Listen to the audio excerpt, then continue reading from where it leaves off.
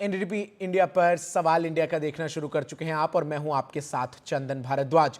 Share market में गिरावट का दौर जारी है और शुक्रवार को भी बाजार खुलने के साथ औंधे मुंह गिर गया है।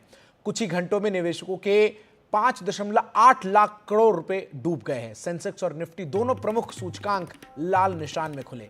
बैंकिंग और आईटी सेक्टर के बड़े शेयरों में गिरावट की वजह से बाजार पर दबाव बना हुआ है। निवेशक अमेरिकी राष्ट्रपति डोनाल्ड ट्रंप के नए टैरिफ बयानों पर प्रतिक्रिया दे रहे थे। साथ ही जीडीपी के आंकड़ों का भी इंतजार था। दोपहर बाद 12:50 के आसपास बीएसई सेंसेक्स 1400 अंक से गिरकर 73,189 पर आ गया। वहीं निफ्टी भी 22,150 अंक के नीचे पहुंच गया। लगातार ये 5वां महीना है जब शेयर मार्केट में गिरावट आई है। 1996 के बाद ये पहला मौका है जब लगातार 5 महीने शेयर मार्केट में गिरावट आई है।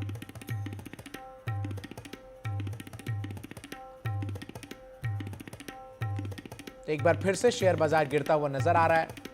1414 अंक सेंसेक्स गिरा है, तो वहीं आपको बता दें कि 74,612 अंकों पर कल बंद हुआ बाजार। 73,198 पर आज बंद हुआ है।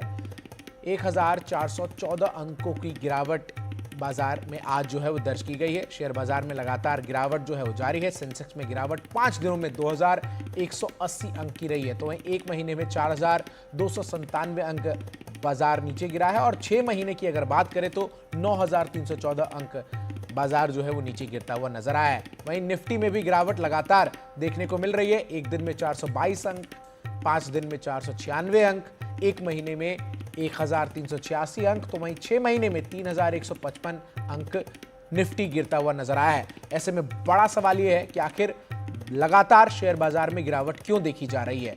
इसके पीछे की अगर बड़ी वजहों को समझे तो इसमें सबसे पहली और बड़ी वजह जो सामने आती है वो है अंतर्राष्ट्रीय आर्थिक अनिश्चितता। एक तरफ डोनाल्ड ट्रंप जहां टैरिफ का ऐलान करते हुए नजर आ रहे हैं, दूसरी तरफ यूरोपीय संघ जिस तरीके से खुद को समेटने में लगा हुआ है। इन सब के बीच ट्रंप के आने के बाद टैरिफ युद्ध जो है वो पूरे दुनिया में छिड़ता हुआ नजर आ रहा है। साथ ही साथ कच्चे तेल की कीमत में बढ़ोतरी जो है वो भी एक बड़ी वजह बताई जा रही है लगातार बाजार के गिरने की।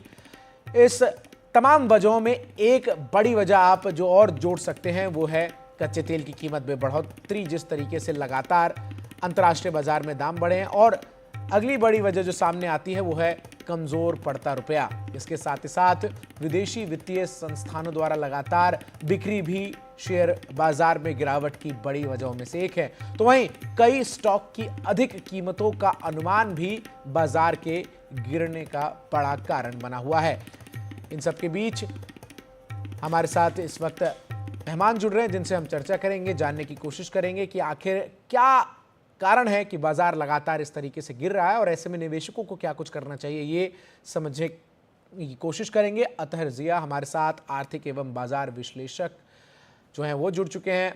आर्थिक बहुत बहुत स्वागत है सर आपका। और अतहर साहब, सवाल यही है कि बीते 5 महीनों से लगातार जिस तरीके से बाजार गिर रहा है, ऐसे में अब जो निवेशक हैं वो बहुत ज्यादा घबराए हुए नजर आ रहे हैं। ऐसे में जो आम इन्वेस्टर्स हैं वो क्या करें, ये सबसे बड़ा सवाल है इस वक्त जो आम लोग इन्वेस्ट करते हैं उनके मन में है। जी देखिए, इसमें 3-4 वजह है कि पिछले जिस तरह से 2 साल से बाजार बढ़ रहा था और जिस तरह से जी सर। हेलो जी जी, आपकी आवाज आ रही है सर। आ रही है? अच्छा, ठीक है, ओके। तो जिस तरह से कुछ स्टॉक खासकर एमएसई सेक्टर के और स्टार्टअप और स्मॉल सेक्टर में काफी ओवर वैल्यूड थे, और ये जो फॉरेन इंस्टीट्यूशनल इन्वेस्टमेंट था वो भी बहुत ज्यादा था। और अल्टीमेटली अब जो फॉरेन इंस्टीट्यूशनल फंड्स हैं उनके पास बेटर ऑप्शंस हैं in terms of US bond, in terms of strong US dollar, plus China की जो मार्केट है वो मच मोर अट्रैक्टिव वो पा रहे हैं बनिस्बत इंडियन मार्केट के जी। प्लस जब इतना वीक रुपया हो गया है तो उसकी वजह से भी मैं आ रहा हूं अतहर साहब आपके पास, लेकिन एक बार दर्शकों को हम बताएं कि आखिर किस तरीके से बीते 6 महीने में लगातार बाजार गिरता हुआ नजर आया है। जहां 5 दिनों में 2,180 अंक गिरा है, तो वहीं 6 महीने में 9,314 अंक मार्केट जो है वो गिरता हुआ नजर आया है। 5 दिनों में 2,180 अंक, एक महीने में ये 4,289 पर गिरता हुआ नजर आया है और लगातार बाजार में गिरावट जो है वो देखी जा रही है। और इस गिरावट के पीछे की जो वजह है उसमें मौजूदा अनिश्चितताओं से निवेशकों का घबराना, अपने स्टॉक को जिस तरीके से ओवर वैल्यू करके मार्केट में लिस्ट किया गया, इन तमाम वजहों से लगातार बाजार की जो हालत है वो इस वक्त खस्ताहाल नजर आ रही है। अतहर जिया हमारे साथ लगातार जुड़े हुए हैं। अतहर साहब, मैं आपसे ये भी समझना चाहूँगा और वो तमाम दर्शक जो हमें देख रहे हैं वो भी आपके ज़रिए जानना चाहेंगे कि वो तमाम मिडिल क्लास के लोग जो बाजार में इन्वेस्ट करते हैं वो अभी वर्तमान स्थिति में क्या करें? एक्चुअली जो वर्तमान स्थिति है, मैं हमेशा अपने जो जानने वाले लोग हैं जो कि एक्टिवली जो है इसमें इन्वॉल्व होते हैं शेयर मार्केट में थ्रू म्यूचुअल फंड और डायरेक्टली भी, उनको हमेशा बताता हूं कि जब मार्केट तेज होती है then you have to be very careful. अभी भी जो स्टॉक के वैल्यूएशन है और जो इंटरनेशनल इकोनॉमिक सिनेरियो है जी। उनको देखते हुए मैं यही कहूंगा कि इस वक्त वो बिल्कुल डोरमेंट रहें, इस चक्कर में नहीं रहें कि वो एवरेज आउट करें और फर्दर इन्वेस्ट करें। अभी तो यही है कि किसी तरह मार्केट स्टेबलाइज हो, जो मार्केट सिचुएशन है, because this is a very very dangerous position. जिस तरह से एफआईज अपने पैसे बाहर ले जा रहे हैं, डॉलर जो है बहुत ज्यादा स्ट्रांग होता जा रहा है, और ये जो ट्रंप ने जो रेसिप्रोकल टैरिफ की बात की है, जी। बिकॉज जो हमारा इंटरनेशनल ट्रेड है वो काफी हद तक हमारा एक्सपोर्ट यूएस मार्केट पे डिपेंड है।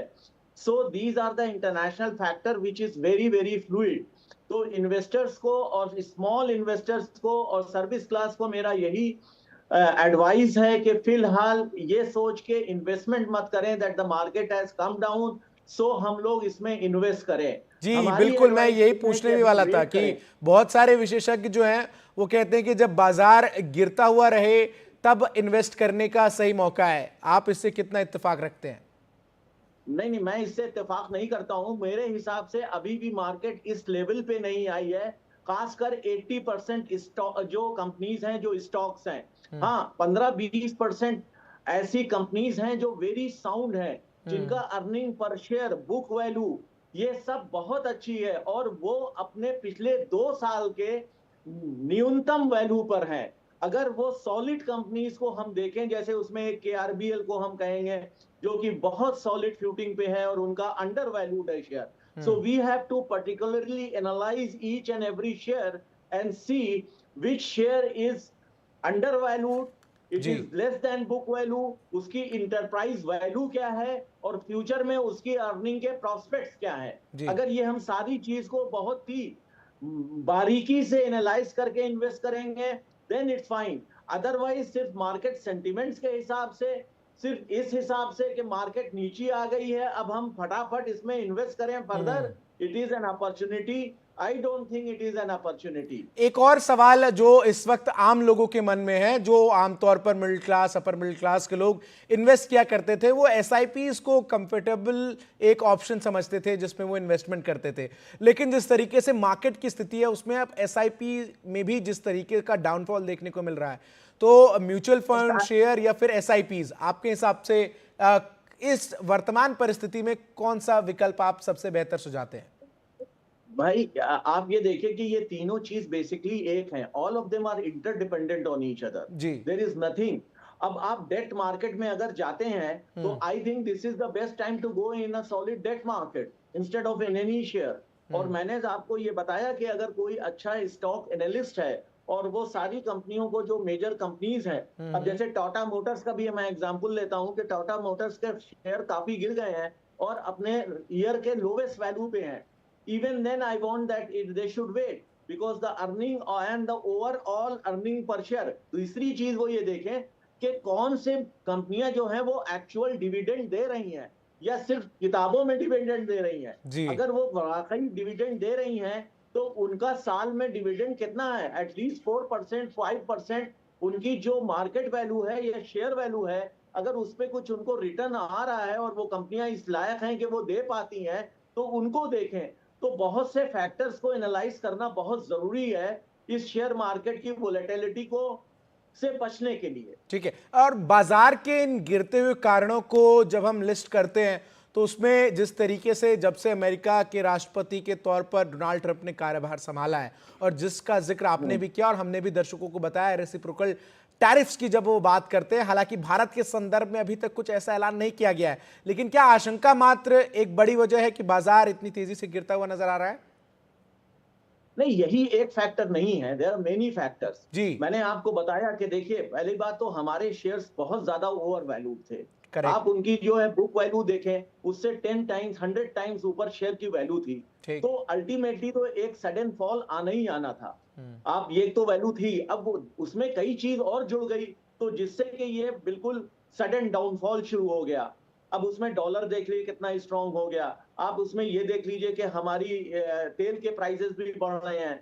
उधर जो हमारी इंटरनेशनल ट्रेडिंग है, गवर्नमेंट का जो टैक्स का रिबेट आया था, उसका भी शेयर मार्केट पे कोई असर नहीं पड़ा, क्योंकि जो कॉर्पोरेट की जो गवर्नमेंट ने टैक्स की बचत जिससे हो रही जी। थी, already if you take care of inflation and everything, then the gain is very very minimum. और इसका असर कहीं ना कहीं बाजार पर जिस तरीके से नजर आया है, इसमें एक महत्वपूर्ण अब सवाल ये भी आ जाता है तर साहब कि अब सरकार जो वर्तमान परिस्थितियां हैं उससे किस तरीके से मार्केट को उबारने के लिए आपके हिसाब से क्या प्रिवेंटिव स्टेप्स हो सकते हैं? क्या सरकार को इस समय करना चाहिए? What should be the step in right direction? भाई, अब सरकार के पास तो 2 ही 4 ऑप्शंस हैं कि वो जो उनके अपने म्यूचुअल फंड्स हैं, अपने आम हैं, यूटीआई है, बाकी जो एजेंसीज हैं गवर्नमेंट की, उनको या तो मार्केट में उतारे, वो भी एक रिस्क है। And there are very very mega players like Adani and Reliance and other people, plus public sector के जो बैंक्स हैं उनकी आप देख रहे हैं कैसे टैक्स गिरे हैं, उनकी अर्निंग जितनी एक्सपेक्टेड थे उससे 10% पे है। तो गवर्नमेंट के पास भी कितना ऑप्शन है? अल्टीमेटली गवर्नमेंट सिर्फ एक ही चीज कर सकती है कि गवर्नमेंट अपनी इकोनॉमिक पॉलिसीज में और रिफॉर्म ज्यादा लाए, लिबरल ज्यादा हो, और जो कंप्लायंसेस हैं, जो टैक्स स्ट्रक्चर है, उसको सिंप्लीफाई किया है उन्होंने, लेकिन और सिंप्लीफाई करने की जरूरत है। GST rates are very high, that has to be come brought down. I mean, many things which are basically consumption oriented, still the GST is around 18%, जी। which is quite high. So that has to be taken care of. GST का per month का collection हमारा 2 लाख करोड़ का है, जो कि काफी अच्छा है। तो हमें ये देखना है कि हम किस तरह लोगों के ऊपर टैक्स का, चाहे इनडायरेक्ट टैक्स हो चाहे डायरेक्ट टैक्स हो, दोनों का बर्डन कम पड़े।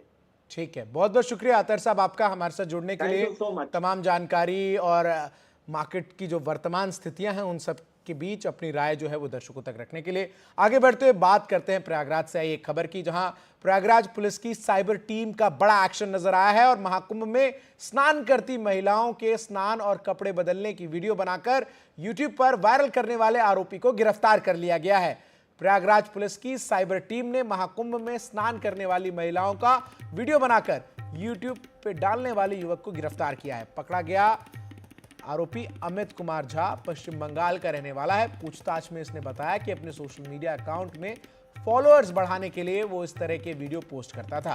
पुलिस ने पकड़े गए युवक का फोन कब्जे में लेकर जांच के लिए भेज दिया है।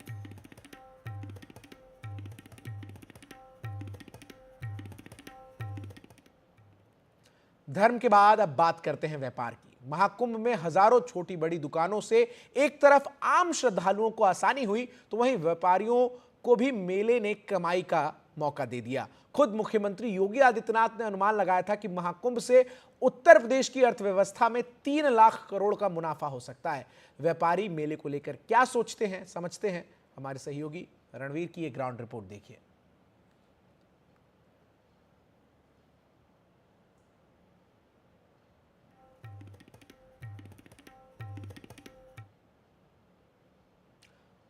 और अगली खबर आपके लिए बड़ी ध्यान से सुनने वाली है। अगर आप इडली खाने के दीवाने हैं, अगर आप जब बाहर घूमने जाते हैं तब इडली खाते हैं, तो ध्यान से इस खबर को देखें। और यह आपके परिवार के लिए भी काफी अहम है, क्योंकि इडली खाने वाले लोग अब सावधान हो जाएं, क्योंकि जो खबर बेंगलुरु से सामने आई है वो डराने वाली है। एक रिपोर्ट से खुलासा हुआ है कि बेंगलुरु में रेस्टोरेंट्स, होटल में जो इडली मिल रही है वो शरीर के लिए खतरनाक है। बाहर की इडली खाने से कैंसर की बीमारी हो सकती है। खबर यह भी है कि प्रशासन ने कुछ लोगों पर कार्रवाई भी की है। सवाल यह है कि इडली खाने से कैसे कैंसर की बीमारी हो सकती है, कैसे लोग बीमार पड़ सकते हैं। इस खबर को विस्तार से हम आपको बताएंगे। पहले उन सैंपल्स के बारे में जिक्र सामने आने से खलबली मच गई है। स्ट्रीट फूड, होटल, रेस्टोरेंट के खाने सैंपल्स लिए गए। बेंगलुरु में अधिकतर इडली के सैंपल असुरक्षित निकले। इडली बनाने में प्लास्टिक शीट का इस्तेमाल हो रहा है। खाने के अलावा पैकेजिंग में भी प्लास्टिक का इस्तेमाल किया जा रहा है। और इडली बनाने में इस प्लास्टिक का इस्तेमाल जो है उसका असर कितना खतरनाक है, इसको आप इस बात से समझिए कि गर्मी में ये प्लास्टिक जो है वो केमिकल छोड़ते हैं। प्लास्टिक केमिकल्स शरीर के लिए खतरनाक होते हैं। जहरीले केमिकल धीरे धीरे शरीर में गंभीर रोग बन सकता है। ऐसे जहरीले केमिकल कैंसर की वजह भी बन सकते हैं। अब इस पूरी खबर के सामने आने के बाद जिला प्रशासन, राज्य सरकार जो है वो बड़े एक्शन की तैयारी में है और ऐसे में प्लास्टिक के इस्तेमाल पर सख्त एक्शन होने की उम्मीद जताई जा रही है और स्वास्थ्य विभाग जल्द ही आधिकारिक आदेश भी जारी करेगा। साथ ही साथ खाने में प्लास्टिक पेपर पर प्रतिबंध लगाने की भी तैयारी राज्य सरकार की तरफ से की जा रही है। वहीं इडली बनाने के नियमों में भी बदलाव संभव है। साथ ही साथ कुछ और सैंपल्स का भी इंतजार हो रहा है। इडली आपको बता दें कि एक बेहतरीन फूड ऑप्शन है। दुनिया भर में सबसे अच्छा नाश्ता जो है वो इडली को माना जाता है। दक्षिण भारतीय लोग सबसे ज्यादा इडली को पसंद करते हैं। कार्बोहाइड्रेट और प्रोटीन इडली खाने से मिलता है। उड़द की दाल और चावल से इडली को बनाया जाता है। पाचन में आसान और खाने में स्वादिष्ट इडली जो है वो हम सबको लगती है और सबसे बड़ी बात है कि इसमें किसी तेल या मसाले की जरूरत नहीं होती है। और न केवल दक्षिण भारत बल्कि उत्तर भारत के भी कई हिस्सों में अब ब्रेकफास्ट में इडली सबसे पसंदीदा विकल्प बनता हुआ नजर आया है। इडली साउथ इंडिया की सबसे हेल्दी और हल्की डिश मानी जाती है, लेकिन इडली के कुछ सैंपल्स में कैंसर कारक तत्व पाए गए। कर्नाटक के 52 होटलों में इडली बनाने के लिए प्लास्टिक शीट्स का इस्तेमाल किया जा रहा है, जिससे कैंसर का खतरा बढ़ सकता है। सरकार अब इस पर कड़ी कार्रवाई करने वाली है। कर्नाटक फूड सेफ्टी डिपार्टमेंट ने राज्य भर में 251 होटलों से इडली के सैंपल इकट्ठा किए। पहले इडली बनाने के लिए कपड़े का इस्तेमाल किया जाता था, लेकिन हाल ही में खबर आई कि कई होटल प्लास्टिक शीट्स का इस्तेमाल कर रहे हैं। जांच हुई और फिर वो सच सामने आया जिसने सबों को चौंका दिया।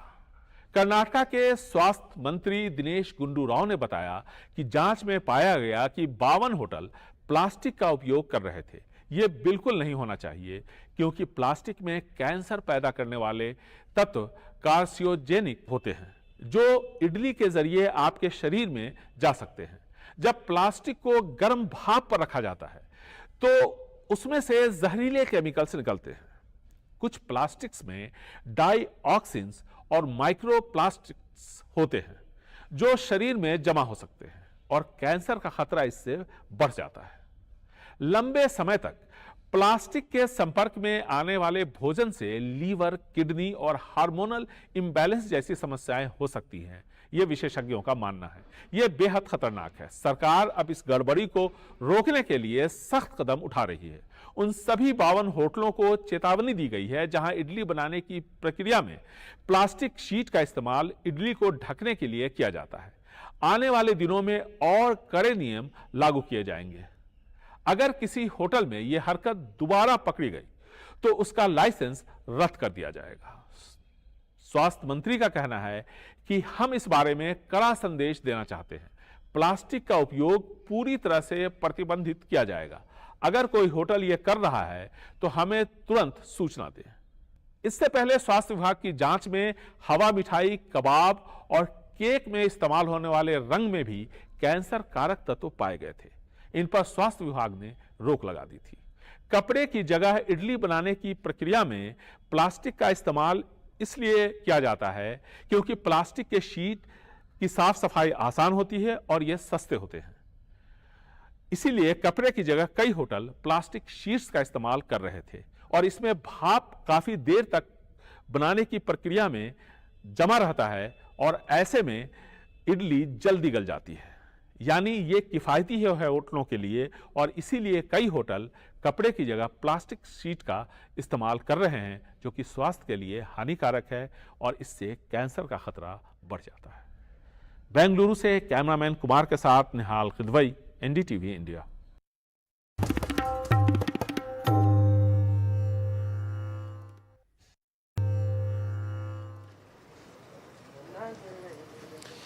नमस्कार, मैं हूं ताबिश हुसैन। संभल से हम इस वक्त आपके साथ जुड़ रहे हैं। संभल में आज चर्चा थी जामा मस्जिद की पुताई की, क्योंकि इसकी सुनवाई आज इलाहाबाद हाई कोर्ट में हुई और यहां पर हाई कोर्ट ने फैसला सुनाते हुए जामा मस्जिद की पुताई की इजाज़त यहां पर फिलहाल नहीं दी है, लेकिन सफाई की इजाज़त यहां पर ज़रूर दे दी है। दरअसल इस मामले में जो मुस्लिम कमेटी है वो हाई कोर्ट पहुंची थी, क्योंकि रमज़ान की शुरुआत होने वाली है और रमज़ान से पहले वो चाहते थे कि जामा मस्जिद की पुताई और सफाई यहाँ पर की जाए, लेकिन इस पर सुनवाई करते हुए इलाहाबाद हाई कोर्ट ने सिर्फ यहाँ पर सफाई की इजाज़त दी है, पुताई की इजाज़त नहीं दी है। हालांकि एक तारीख तय की है 4 मार्च की, जिसमें एतराज़ दाखिल कर सकते हैं दोनों ही पक्ष अपनी तरफ से, अगर उनको कुछ इस फैसले पर एतराज़ है या वो इस पर आगे कुछ यहाँ पर कहना चाहते हैं। तो यहाँ पर अब मस्जिद कमेटी सफाई करा सकती है और इसके बाद भी उसे लगता है कि मस्जिद में पुताई कराने की ज़रूरत है तो उसे मंगलवार तक एएसआई की रिपोर्ट पर आपत्ति जाहिर करनी होगी।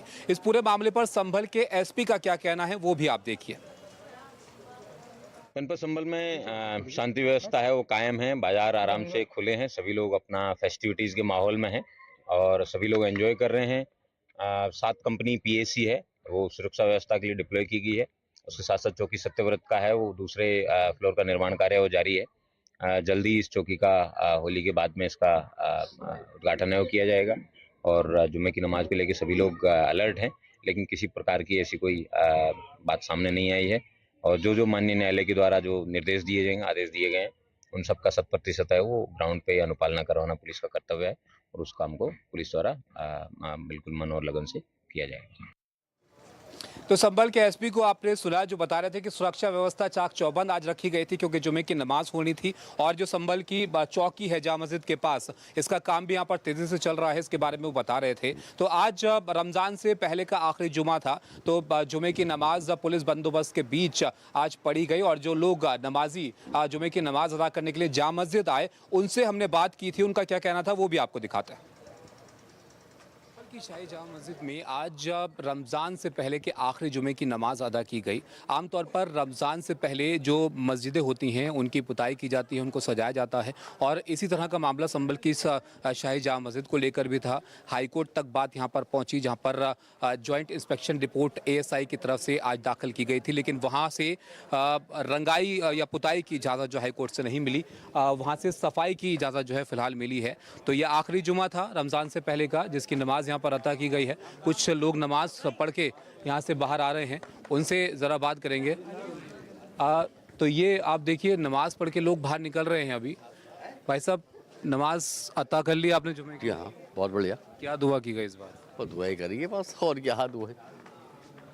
जब कुछ और लोग आ रहे हैं, इनसे भी बात करेंगे।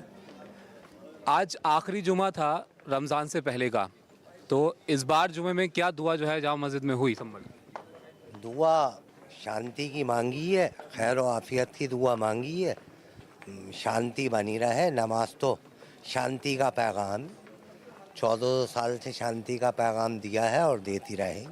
अच्छा, इस बार ऐसा होगा कि रमज़ान से पहले पुताई नहीं हो पाएगी मस्जिद की। हाई कोर्ट में मामला था, लेकिन वहाँ पर अगली तारीख अब कोर्ट सुनेगा 4 तारीख को। नमाज तो फिर भी होगी, नमाज से मतलब है, पुताई से मतलब थोड़ी है, ऐसी बात थोड़ी है। आखिरी जुमा था ये रमज़ान से पहले का, इसके बाद रमज़ान शुरू हो जाएंगे, तो इस बार की नमाज में क्या दुआ हुई मस्जिद में और क्या कहना चाहेंगे उसके? साधारण तरीके से दुआ होती वही दुआ हुई है और ये रमज़ान वो कैलेंडर बैठे हैं जो हर साल सालाना बैठते चले आए, वही कैलेंडर आज बैठे हैं। आप क्या कहना चाहते हैं? अल्लाह ताला सुकून रखे, अमन रखे और शांति रहे हमारे शहर में। तो देखिए लोग नमाज पढ़ के अब बाहर निकल रहे हैं। ये आखिरी जुमा था, इसके बाद जो जुमा आएगा वो रमज़ानों में आएगा और इस रमज़ान से पहले जो शाही जामा मस्जिद है संभल की, वहाँ पर पुलिस के बंदोबस्त के साथ ये नमाज जो है वो अता की गई, जिसमें अब लोग जो नमाजी हैं नमाज पढ़ के बाहर आ रहे हैं। हालांकि इस बार ऐसा होगा कि रमज़ानों से पहले इस जामा मस्जिद की पुताई नहीं हो पाएगी, क्योंकि हाईकोर्ट में मामला पहुंचा था और वहां पर एएसआई ने जो अपनी जॉइंट इंस्पेक्शन रिपोर्ट दाखिल की, उसमें उनकी तरफ से कहा गया कि यहाँ पर पुताई की ज़रूरत नहीं है। हाईकोर्ट ने इस मामले को सुना और फिलहाल सफाई की परिसर में इजाज़त हाईकोर्ट की तरफ से दी गई है। हालांकि दोनों पक्षों की तरफ से जवाब दाखिल करने के लिए 4 तारीख तय की गई है, जिसमें अब आगे मामले को हाईकोर्ट यहाँ पर सुनेगा। संभल से कैमरा सहयोगी ऋत्विक के साथ मैं ताबिश हुसैन, एनडीटीवी के लिए। तो आपने देखा जो शाही जामा मस्जिद है वहाँ पर जुमे की नमाज पढ़ने के बाद लोगों का यहाँ पर क्या कहना था। इसके अलावा जो मुस्लिम पक्ष है वो चाहता था कि रमज़ान शुरू होने से पहले यहाँ पर पुताई की जाए, क्योंकि उनका कहना था कि सालों से ये होता आया है, लेकिन इस बार वो नहीं हो पाएगा। तो थोड़ा निराश ज़रूर वो लगे, लेकिन रमज़ान शुरू हो रहे हैं तो उससे पहले संभल शहर में अमन की दुआ भी लोग करते हुए नजर आए। संभल में रमज़ानों से पहले के आखिरी जुमे की नमाज अदा की गई है और आज इस लिहाज से भी दिन अहम था क्योंकि हाई कोर्ट में जामा मस्जिद की पुताई को लेकर सुनवाई आज हुई, जहां पर हाई कोर्ट ने ये कहा कि फ़िलहाल आप सफाई यहां पर कीजिए और अगली तारीख पर दोनों पक्षों से जवाब देने के लिए यहां पर कहा गया है। कुछ लोग हमारे साथ हैं जिन्होंने जुमे की नमाज अभी पढ़ी है। रमज़ानों से पहले का ये आखिरी जुमा है, इसके बाद रमज़ानों में जुमा आएगा, रमज़ानों की शुरुआत होने वाली है। ऐसे में जामा मस्जिद की जो सफाई का मामला था, अब कोर्ट ने फिलहाल सफाई की इजाज़त दी है, पुताई की इजाज़त नहीं दी है फिलहाल। इस पर आप क्या कहना चाहेंगे?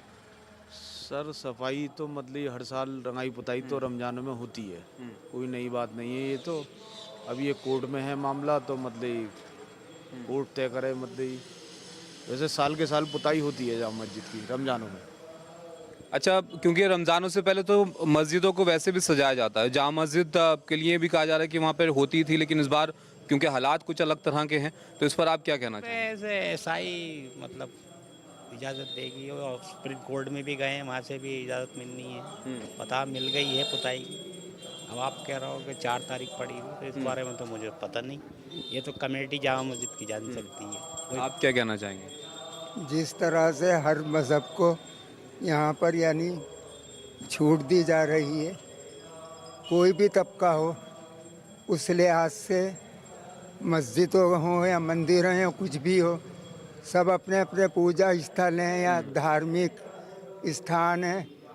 इस तरह से यानी मैं ये कहूँगा कि पुताई के लिए इजाज़त मिल जानी चाहिए सुख शांति से, यानी जैसे और त्यौहार होते चले आए हैं, ये रमज़ान और ईद वगैरह बहरहाल उसी तरह से जैसे गुज़िश्ता दौर में हुए, इसी तरह से आइंदा के लिए भी इसी तरह की यानी मान्यता दी जाए। अच्छा, रमज़ान क्योंकि शुरू हो रहे हैं, रमज़ान की बहुत अहमियत हो, तो संभल के माहौल को लेकर रमज़ान से पहले आप क्या यहाँ पर दुआ करेंगे या आपको क्या लगता है? भाई यही दुआ करेंगे साहब, अल्लाह ताला हमारे संभल का माहौल सही रखे, फिर हम लोग कोई इस तरह की कोई बात ना हो बस। क्योंकि रमज़ान से पहले ये आखिरी जुमा था, तो इसलिए बहुत नज़र थी संभल के माहौल पर भी। तो रमज़ान से पहले आप क्या कहना चाहेंगे यहाँ पर, क्योंकि रमज़ान की बहुत अहमियत है इस्लाम में और अब रमज़ान शुरू होंगे, तो संभल के माहौल के बारे में, क्योंकि दुआएं भी हो रही हैं मस्जिद में, मैं देख रहा था इस सिलसिले में। मुसलमान तो साहब 1 महीना इबादत में लग जाता है, कोई मतलब ऐसी वैसी कोई बात नहीं करना चाहता, भाई ये अपने इबादत में मशगूल होता है, भाई ये अपने काम जो भी हो शांति सुख से हो। कोर्ट का भी हाँ, तो सब सही चल रहा है, बिल्कुल फिजा विजा सब सही, माहौल सही है, आपस में हम एक साथ कारोबार कर रहे हैं, ये खरीदारी और इस तरह की किसी बात की वो नहीं है, मतलब थोड़ा वो था, वो निबट गया मसला। चलिए, तो देखिए लोगों को आपने यहाँ पर सुना। उम्मीद ये थी कि आज कोर्ट का फैसला संभल की जामा मस्जिद को लेकर पुताई के सिलसिले में आएगा, लेकिन सफाई की सिर्फ इजाज़त मिली है। अगली तारीख अब है इस मामले में, जहाँ पर कोर्ट अब दोनों पक्षों की तरफ से जवाब दाखिल करने का वक्त दिया गया है। लेकिन रमज़ान शुरू हो रहा है, तो रमज़ान की शुरुआत से पहले आज जुमा था, तो जुमे में जो तमाम मुस्लिम लोग हैं उन्होंने आपने उनको सुना, उनकी तरफ से ये दुआ की जा रही है कि हालात शहर के जो है वो और बेहतर यहाँ पर होंगे। संभल से कैमरा पर्सन ऋत्विक के साथ मैं ताबिश हुसैन, NDTV के लिए।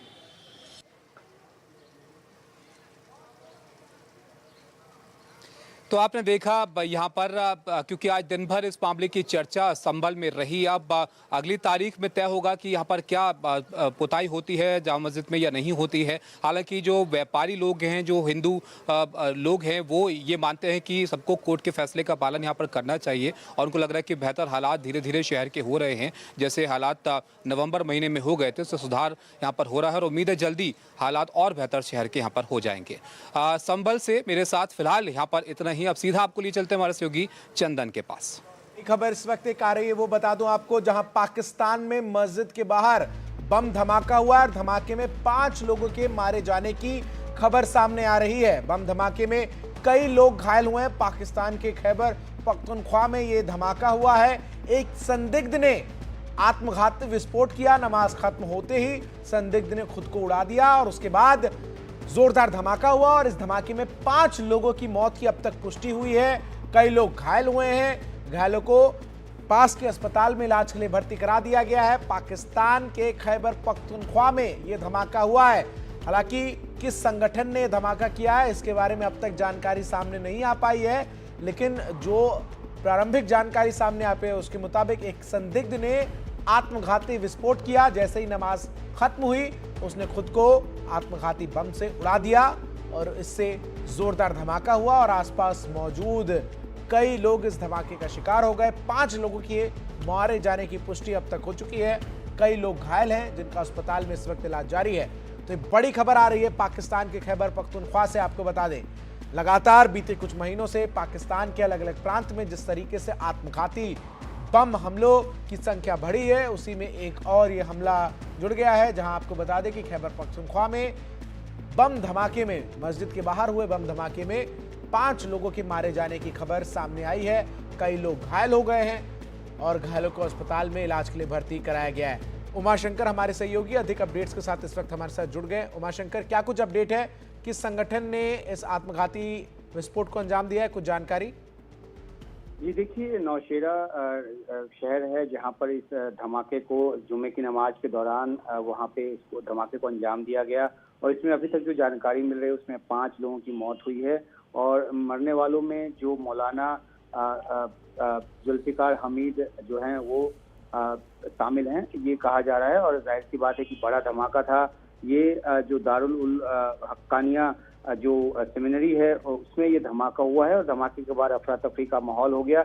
ये जो जगह है वो पेशावर से तकरीबन 70 किलोमीटर दूर है और यहाँ जब ये धमाका हुआ उसमें भारी भीड़ थी। जिस तरह के दृश्य वहाँ से निकलकर सामने आ रहे हैं वो काफी भयानक हैं, काफी भयावह हैं और लोगों की जो चीथड़े हैं वो उड़ गए।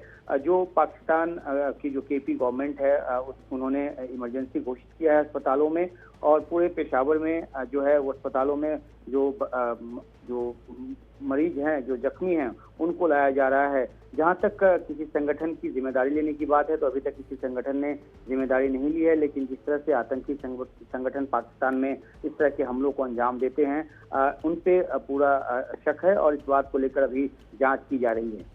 और ये कोई पहला मामला नहीं है उमा, इससे पहले भी हमने देखा कि लगातार बीते कुछ महीनों में जिस तरीके से लगातार आत्मघाती बम हमलों की संख्या बढ़ी है, कई बार पाकिस्तान की सेना, पाकिस्तान के पुलिस कर्मियों को टारगेट किया जा रहा था, लेकिन इस बार मस्जिद के बाहर नमाज अता करके आई जो लोगों की भीड़ थी उसको टारगेट किया गया है। जी बिल्कुल, देखिए पाकिस्तान में यूं भी अभी जो है वो सुरक्षा व्यवस्था चौकस की हुई है क्योंकि चैंपियंस ट्रॉफी के काफी मैच जो है वो पाकिस्तान के अलग अलग इलाकों में हो रहे हैं और उस मद्देनजर देखें तो ये जो है धमाका काफी अहमियत रखता है क्योंकि पाकिस्तान की सरकार का बार बार ये कहना है कि उनके यहाँ सुरक्षा व्यवस्था काफी चौकस है, लेकिन दारुल उलूम हक्कानिया में हुए इस धमाके को लेकर जो जिस तरीके का दृश्य वहाँ पे है वो काफी भयावह है और पुलिस जो है वो सुरक्षा देने में नाकाम रही है। ये इस धमाके से बात निकलकर सामने आई है। बिल्कुल, तो जानकारी इस वक्त जो सामने आ रही है, धमाके में 5 लोगों के मारे जाने की खबर है। इसके साथ ही साथ आपको बता दें कि बम धमाके में कई लोग घायल हुए हैं और जो जानकारी सामने आई है वो ये है कि पाकिस्तान के खैबर पख्तूनख्वा में ये धमाका हुआ है और साथ ही साथ एक संदिग्ध ने आत्मघाती विस्फोट कर लिया खुद को और उसके बाद मस्जिद के बाहर बम धमाका हुआ। तस्वीरें इस वक्त आपके टेलीविजन स्क्रीन पर हैं, किस तरीके से बम धमाके के बाद आसपास जो स्थिति है वो किस प्रकार से सब कुछ जो है वो बिखरा हुआ नजर आया। शीशे जो हैं वो टूटे हुए नजर आए, चिथड़े जैसा कि हमारे सहयोगी उमाशंकर जानकारी दे रहे थे कि आसपास मौजूद लोगों के हो गए और धमाके का जो प्रकोप है वो इतना ज़बरदस्त था कि आसपास की कई इमारतों को भी नुकसान पहुंचा है। तो ये बड़ी खबर इस वक्त आपको बता रहे हैं, तस्वीरें लगातार आपके टेलीविजन स्क्रीन पर हैं। पाकिस्तान के खैबर पख्तूनख्वा में ये धमाका हुआ है और एक संदिग्ध ने आत्मघाती विस्फोट से खुद को उड़ा लिया है।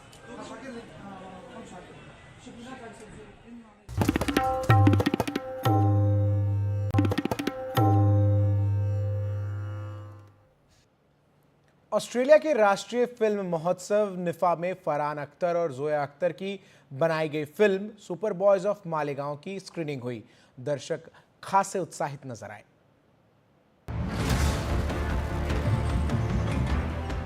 मेलबर्न के नोवा सिनेमा में हुई सुपर बॉयज ऑफ मालेगांव की स्क्रीनिंग और इस फिल्म को निफा का हिस्सा बनाने के पीछे रही खास वजह। सबसे बड़ा कारण तो यह है कि हम सबके अंदर नासिर यानी कि एक सुपर बॉय ऑफ मालेगांव छुपा हुआ है। चाहे हम फिल्म फेस्टिवल कर रहे हों इंडियन फिल्म से बाहर, इंडिया से बाहर, या हम कोई इंडिपेंडेंट फिल्म बना रहे हों, या एक्सेल से प्रेरित हो जिन्होंने ये प्रोड्यूसिंग करी है, तो बहुत सारे कारण थे। मेन कारण ये था कि ये फिल्म बिल्कुल सटीक बैठती थी हमारे फिल्म फेस्टिवल के जो उद्देश्य हैं उन पे। सुपर बॉयज ऑफ मालेगांव के नासिर शेख के फिल्म प्रेम की कहानी है, इसलिए दुनिया भर के फिल्मकारों और फिल्म प्रेमियों को ये प्रेरित करती है। इस फेस्टिवल में इस फिल्म को देखने के लिए उत्साह इतना गजब का है, खासकर जिन लोगों ने ये फिल्म देखी है और खासकर गैर भारतीय मूल के लोगों ने जब ये फिल्म देखी है। मैं आपको उदाहरण देना चाहूँगा, बेन उल्म यहाँ के बहुत नामी ग्रामी प्रोड्यूसर हैं, टीवी के और क्रिएटिव डायरेक्टर हैं। उन्होंने ये फिल्म देखी और मैं आपको उनकी ईमेल फॉरवर्ड करूँ, उन्होंने बोला अनुपम सुपर बॉयज़ देख के मुझे इतनी प्रेरणा मिली है, मैं तो अब फीचर फिल्में ही देख रहा हूँ, मैं टीवी बनाना बंद कर रहा हूँ। Watched Super Boys of Malagaon. It was a wonderful film, so touching, so well made. It was a fantastic movie, but more than that, it is a fantastic thing that we've got a film festival, national film festival happening here in Australia. Cinema और भावनाओं को भाषा की जरूरत नहीं और वैश्वीकरण के दौर में ऑस्ट्रेलिया भारत की प्रोडक्शन ट्रीटी और निफा जैसे फिल्म महोत्सव भारतीय सिनेमा की मौजूदगी को और पुख्ता कर रहे हैं। मुंबई से कैमरा पर्सन अश्वनी के साथ प्रशांत सिसोदिया, NDTV इंडिया के लिए।